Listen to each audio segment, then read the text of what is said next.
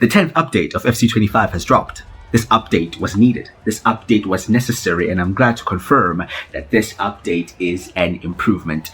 Welcome back, FC25 Realism sliders and settings following title update number 10. In this video, I'll be giving you guys the best settings, the best sliders, and the tips to make the game enjoyable, to make the game realistic, to make the game challenging, and to overall improve the experience of FC25. The gameplay you see in this video is following title update 10. It's on legendary difficulty, and most of you guys heard my thoughts following title update 9. I made a specific video where I was just basically ranting and just tearing EA apart, but that was needed, and this update was even more needed than me just ranting away, and I'm glad it's here, and I'm glad to say it is an improvement. Not the best. Not everything is fixed. The game is not perfect, but it is a big step back in the right direction, which they lost for a second. If you're going to enjoy this video, please drop a like on it and subscribe as well. I'd greatly appreciate that. One big improvement I'd say is the fact that I can even play on Legendary, because following title update 9, that was not an option. Legendary, Ultimate, broken. Don't even touch it, mate, for the sake of your own sanity. Now, much better. So I'm glad to confirm that these sliders will work all the way from professional difficulty up to ultimate. Now, I play on world class, I play on legendary, and I play on ultimate. Those are the 3 difficulties I use within career mode. I've explained in the past how I do that, and these work perfectly throughout. I don't play with competitor mode, I don't play with player-based difficulty, none of those stuff, just the difficulty changes. Now, let's get straight into the sliders. First things off, we have sprint speed on 34 for both the user and the CPU. I'll be honest, I don't really remember if these changed all that much from title update 9, because we've just been doing so many of these updates, right? I can't recall exactly what has changed in terms of the sliders off the bat. But yeah, sprint speed is on 34 with acceleration on 49 for the user, and it's on 48 for the CPU. One boost in acceleration there for the user, just so that you can keep up, especially at the higher difficulties. We all know that the AI always get that bit of a boost in terms of speed and strength as well, and just how their touches are always perfect. And yeah, that one boost in acceleration is a pretty big difference. Trust me. Shot error for the user is on 59, whereas shot error for the CPU is on 56.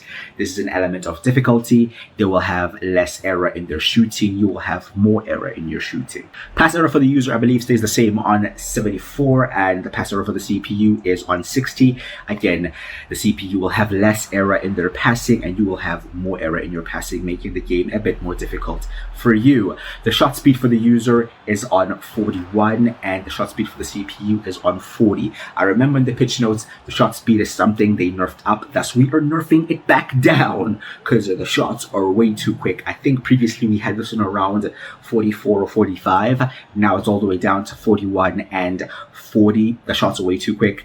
Even on 41 for the user, they're still effective. You know, you can still score at the near post, but this makes the stats for stuff such as shot power, you know, more of a factor when those things happen. So players with a higher shot power can just blast it past the keeper at the near post, whereas players that don't have that won't be able to do that, which again adds more realism.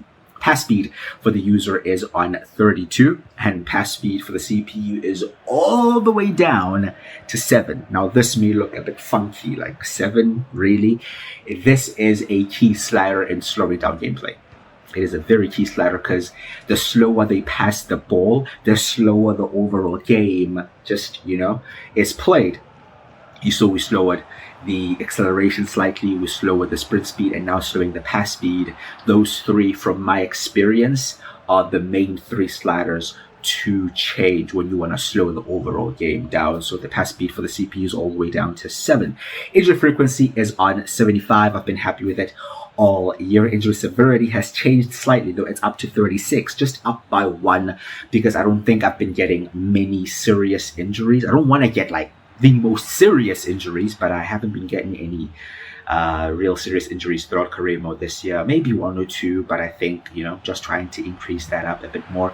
This is one where we can really modify down to your personal preference. If you're getting way too many injuries in an unrealistic manner, then okay, modify it. If you're not getting any injuries at all, again, modify it accordingly. Goalkeeper ability is the exact same. It's on 59 for the user and 59 for the CPU. Been happy with the goalkeepers this year. There are a few weird animations where they just do an unnecessary animation to make the save, or the wrong animation at the wrong time. But in terms of the actual saving part, I've been okay with that. Them coming to clean crosses. I haven't had too many complaints with goalkeepers this year, to be honest. We have marking changed, a big change in marking again for both the user and the CPU. It's down to 43. So we've lowered it down because I noticed that the players would be dragged out of position way too often, right? So we have it down to 43. I don't think the CPU one is too different from the previous slider set, but the user one is a big difference, all the way down to 43. With title update now, what I noticed is the players would constantly be backing off from the ball and would be backing away from the guy that's attacking. That's not the case now. That has been fixed. Okay, so the sliders have been adjusted accordingly. We have the run frequency on 25 for both the user and the CPU. I think that's a slight change from the previous setting. And then we've also increased the line height up to 65 to create more space at the back, not to have every defense sitting back. Slight adjustment there, 65 line height for both user and CPU, 35 line length for both user and CPU, and then we have 48 line width for the user and CPU, and then the fullback positioning is on 68 again for both the user and the CPU. This is all about positioning of your defense, the positioning of your players off the ball, how high up the field they are, how compact they are between the lines, how wide they are as well. All of this comes together as that set, so make sure you use those exactly as they are. A slider that I believe is quite underrated and makes a very big difference in how the game feels on the controller is the power bar. We lowered it down to 37. This just means the power bar meter fills up quicker than when it's at 50. So the higher you put this, it takes longer for the power bar to fill. And this helps because we have lowered shot speed. We have lowered pass speed. Especially with the passing, you would have to hold down the pass button for way too long to generate that power. Whereas here, you can still make passes where you just tap the button and the power bar increases accordingly. So this is more on the physical, literal experience of pressing the button, on the controller. So we lowered it down to 37. And then finally, we have first touch control era 4 for the user and 93 for the CPU. Again, another slider where there's a big disparity between the two values. Just again, eliminates that element of scripting that people talk about where you keep tackling the ball and you never win it back. Again, especially in the higher difficulties. When we're at Legendary and Ultimate, we all know this happens all the time, right? Where the CPU shoots, it ricochets, bam, bam, bam. They're like through and goal. You don't even know what happened. Something that you can't defend. Something that just feels broken and feels wrong and you always feel cheated. This doesn't completely eliminate that, but it reduces it significantly. Right, there are still elements of luck, just like there are in real life, where you may get a ricochet that falls your way, the CPU may get a ricochet that falls their way. 50-50 tackle, again 50-50, it can go either way. But if you have these on default, it's not 50-50 in any sense of the word. So yeah, 4 for the user and 93 for the CPU. So those are the sliders. Now let's get into the settings. Again, just as important as the sliders, apply these as you see them and adjust from there. If they are too difficult, then adjust, but try them as they are first, because some people don't use the settings, they just use the sliders, and then they question why the game is playing out a certain way and it's not playing out like what they see on screen right now, right? So do apply these settings as you see them right now. I've made a few changes. I've made a few things manual instead of semi or even assisted. Things such as lobbed through pass is now fully manual. We're slowly going to fully manual. I don't think I'll ever have ground pass, for example, as fully manual, or shooting, because we have such high pass error and such high shot error. I don't think we would ever score goals, because even here, you're still going to struggle to score goals. Honestly, you are. Of course, if you have like the best players, it'll be less of a struggle, but it'll be more of a struggle compared to the default gameplay either way, right?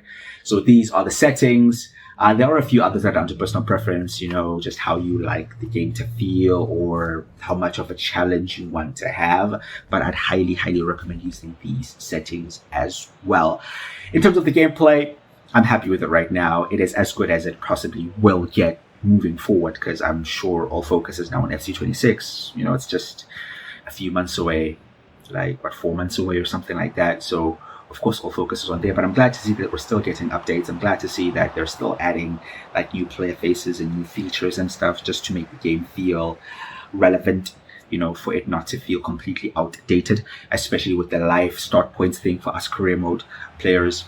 It's a big addition, and I will be starting a new career mode series very, very soon, so make sure to keep your eyes peeled for that. There are still a few animations that I don't necessarily like that have been added from the previous level update. The thing where the players are facing the wrong way when they're about to receive the ball, But that's more of a visual issue than an actual gameplay issue.